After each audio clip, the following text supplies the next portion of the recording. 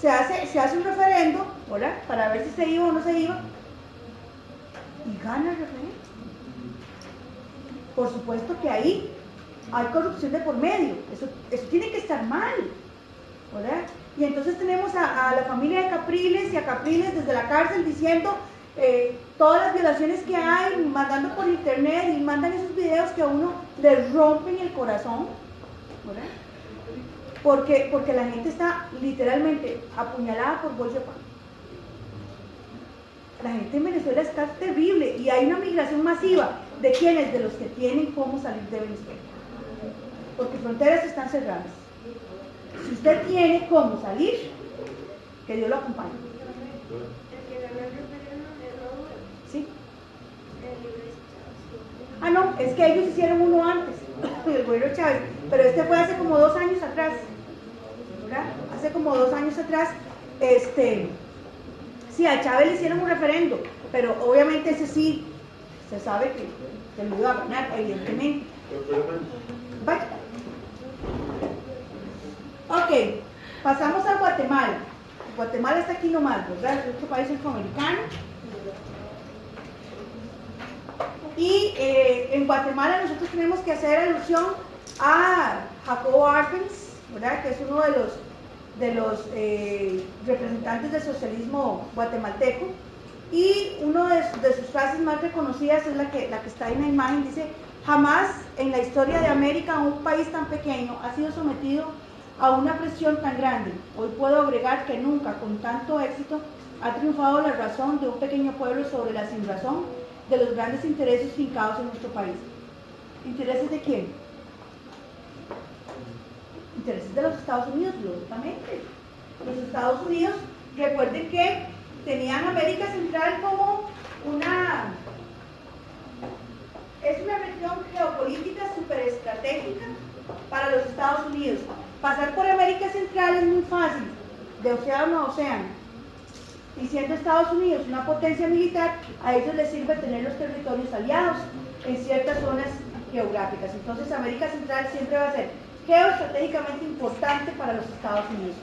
Y cuando Jacobo Arbenz asume el poder, después de una seguidilla de dictadores que estaban respaldados por los Estados Unidos, él lleva a cabo una serie de reformas importantes para la población guatemalteca. Entonces, la construcción de una central hidroeléctrica, la construcción de la carretera del Atlántico, la construcción de puertos, la reforma agraria. Imagínense ustedes qué importante darle tierra a la gente que quiere sembrar lo que se quiere comer. Nacionaliza un montón de compañías, ¿está bien? Yo creo, un montón de compañías, entre ellas la compañía eléctrica Electric Boat and Share, que era norteamericana, de capital norteamericano. Por supuesto, eso volvió locos a los gringos. Recuperar la línea de comunicación hacia el Atlántico, ¿verdad? Porque solo existía la línea férrea que era propiedad de la United Fruit Company, ¿verdad? Y ponerle fin a esa relación que existía entre latifundio y minifundio. Entonces, eso es importante. Todas estas acciones que él toma a nivel de infraestructura necesariamente va a beneficiar al pueblo. Entonces, si yo voy a construir una central eléctrica, ¿qué necesito? Mano de obra. Para construir una central eléctrica, ¿cuánta gente ocupo? Cientos de trabajadores, ¿verdad? Para construir una carretera, cientos de trabajadores. Para el ferrocarril, cientos de trabajadores. Entonces, indirectamente, uno de los beneficios de estas diferentes obras de infraestructura que se crearon fue la generación de empleo. Y si la gente tiene empleo, volvemos al concepto de dinamizar la economía. Se dinamiza la economía, hay una sensación de bienestar, puedo adquirir lo que necesito. Eso es importante. ¿Verdad? ¿Qué fue lo que pasó con Guatemala después del gobierno de Jacobo Arbenz?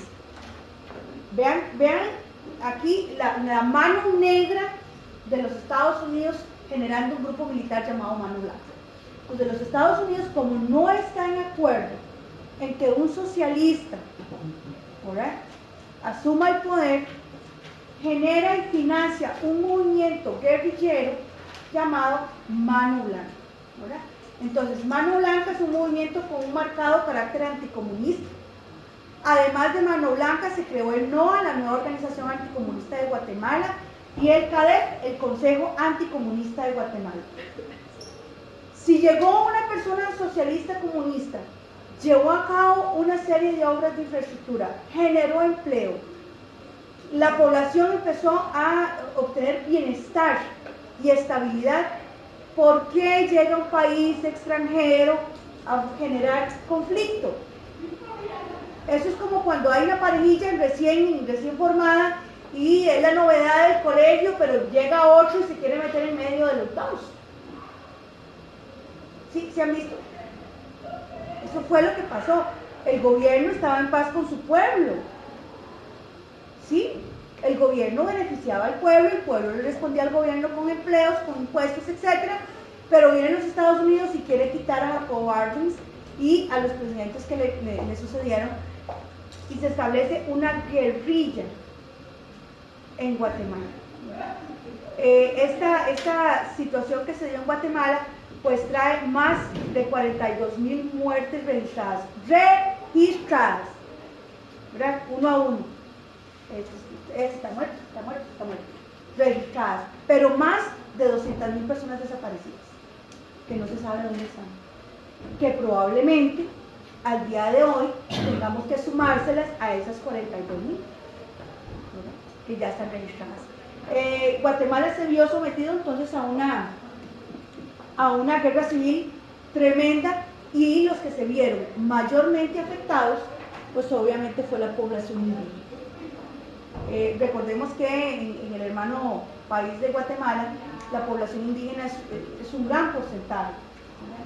Y vuelvo y repito, el indígena latinoamericano es muy crédulo, muy confiado. De repente llegaban gentes y eran guerrilleros y ellos les abrían las puertas de sus casas y terminaban muertos, ¿verdad? Porque no sabían las intenciones que tenían. Y pasamos a El Salvador, ¿verdad? El Salvador, otro país centroamericano.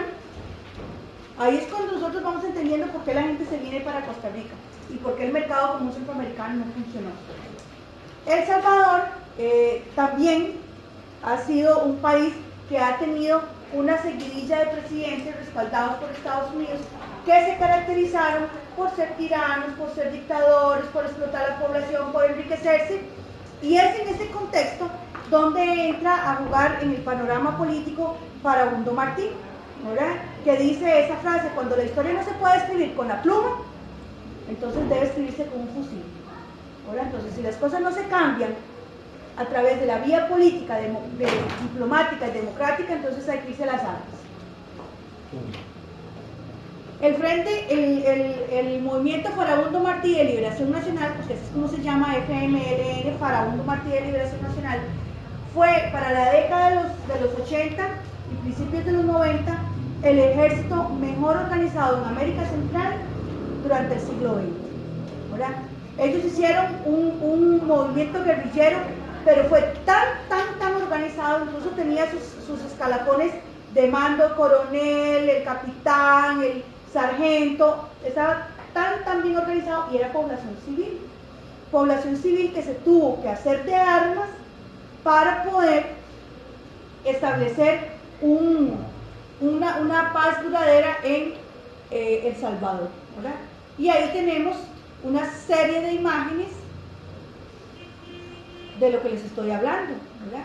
De cómo la población se volcó a favor del movimiento guerrillero, y el ejército, con tal de reconocer y eliminar las cabecillas del movimiento guerrillero, hizo matanzas enormes, matanzas sumamente fuertes.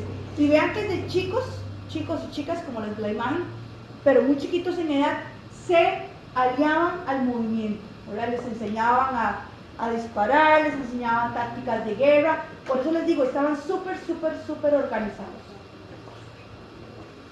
Hay un personaje que resalta aquí en El Salvador, y es Monseñor Romero.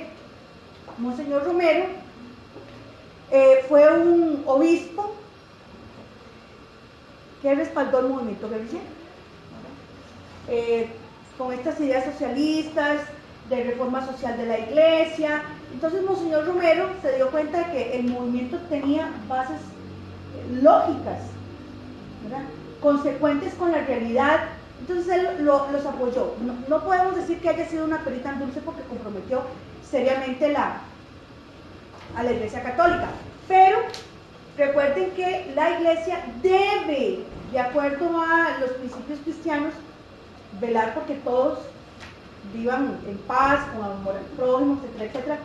Y Monseñor Romero se convierte en un ejemplo muy similar a lo que fue Camilo Torres en Colombia, ¿se acuerdan? Entonces este señor empieza a criticar abiertamente el gobierno, abiertamente desde el púlpito, ahí donde a uno le dicen el mensaje o la homilía, empieza a criticar al gobierno y lo planifican tan detalladamente que un 23 de marzo lo asesinan en plena misa. Estaba consagrando, ¿verdad?, y es asesinado en ese momento.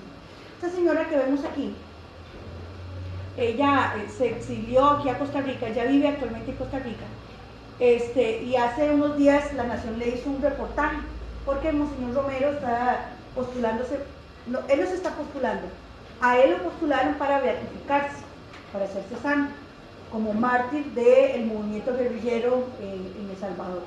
Entonces fue todo un caos terrible, ¿verdad? Y les voy a preguntar sobre Monseñor Romero, por supuesto que les voy a preguntar por Monseñor Romero, quién fue el que hizo, ¿verdad? ¿Por qué? Porque él llamó a la conciencia, él incluso motivaba a la gente a formar parte del movimiento guerrillero, porque era lo único que podía cambiar la situación en El Salvador.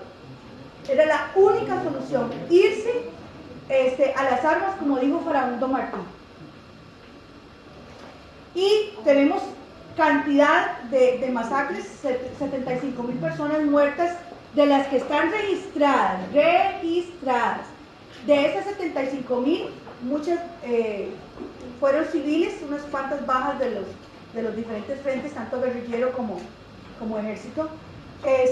Y se crea la Comisión de la Verdad en 1993. Ellos luego firman y pactan el plan de paz propuesto por Oscar Arias, el de Esquipulas 1 y 2, y San José para la Paz, que es otra reunión que se hizo, y se logra estabilizar de una u otra manera, pero ver el tránsito que ha tenido que recorrer, por ejemplo, El Salvador. Nosotros nunca hemos vivido estas cosas. A nosotros nos horroriza, se nos para el pelo, se nos pone la piel de gallina cuando escuchamos hablar de que una niña de 4 años ha sido sometida a tortura, ¿verdad? Porque nosotros no estamos acostumbrados a esto. Nosotros no vivimos esto, ¿verdad? La población de El Salvador, de Honduras, de Guatemala, de Nicaragua, desgraciadamente sí ha tenido que vivir con estas cosas como la cotidianidad. Para el ejército, llegar a un pueblo en El Salvador y matar a toda la gente es como que llegar al ejército aquí a Taras y nos maten a todos. O sea, a todos. ¿Sí me entienden? Aquí podemos estar en este momento unas 10,000 personas, digamos, sentadas. Muchos salen a trabajar. Que maten a todos. Eso hacía el ejército del gobierno en El Salvador. Y Monseñor Romero entonces llamaba a la población a militar, porque estas cosas eran súper comunes, súper comunes. Necesitamos las tierras, desalojen en esas tierras y mataban a todos los campesinos. O sea, no llegaban a negociar, como hace el gobierno de Costa Rica, que negocia una expropiación y le pagamos tanto por el metro cuadrado, pero váyase de aquí porque por aquí va a pasar la carretera. No, desalojen en esas propiedades. Y la gente fallecía casi que inmediatamente.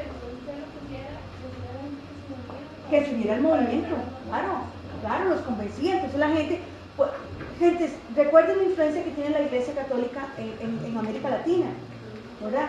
La Iglesia Católica cuando se propone algo, lo logra, ¿verdad? Y si a mí no, pero si a estas personas, un sacerdote les está diciendo, miren, únanse al movimiento, es la única forma de salir adelante y acabar con la corrupción, la gente se va a unir al movimiento, porque ¿quién se lo está diciendo? El representante de Dios. ¿Y qué tiene que hacer uno? Bueno, ellos hicieron caso, ¿verdad? Y no estaba mal, no está mal cuando un sacerdote critica abiertamente. A mí me encantaba, por ejemplo, Monseñor Barrantes aquí en Costa Rica, arzobispo de San José, porque él criticaba abiertamente al gobierno. y le decía a los diferentes presidentes, porque pasaron varios presidentes mientras él estuvo ahí, las cosas como eran, el pan pan y el vino vino, y yo me venía para la humildad del 2 de agosto. Me encantaba escucharlo, cuando él tiraba bonito a los presidentes. Pero ya después vino Monseñor Ulloa y otros ahí más de corte más moderado, ya que perece. No, a mí me gusta la religión, la polémica, el que se digan las cosas como deben ser, ¿verdad? Entonces, en realidad, esta situación en El Salvador, ya lo voy a, yo creo que ya terminamos. Esta situación en El Salvador trató de estabilizarse de alguna manera, sin embargo, surgieron después del movimiento todos aquellos revolucionarios resentidos de uno y otro lado, ¿verdad? Entonces, esos revolucionarios resentidos los conocemos con qué nombre, las maras, ¿verdad? Entonces, tenemos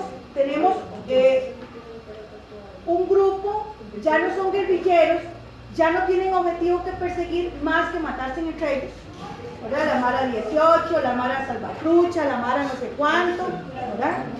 Cuyo principal objetivo es acabarse entre ellos, porque unos pertenecían a un lado, otros pertenecían al otro, unos se sienten vencedores, otros se sienten perdedores y quieren revancha, desgraciadamente así es, y no podemos obviar ese punto, ¿verdad? Ok, eso sería todo.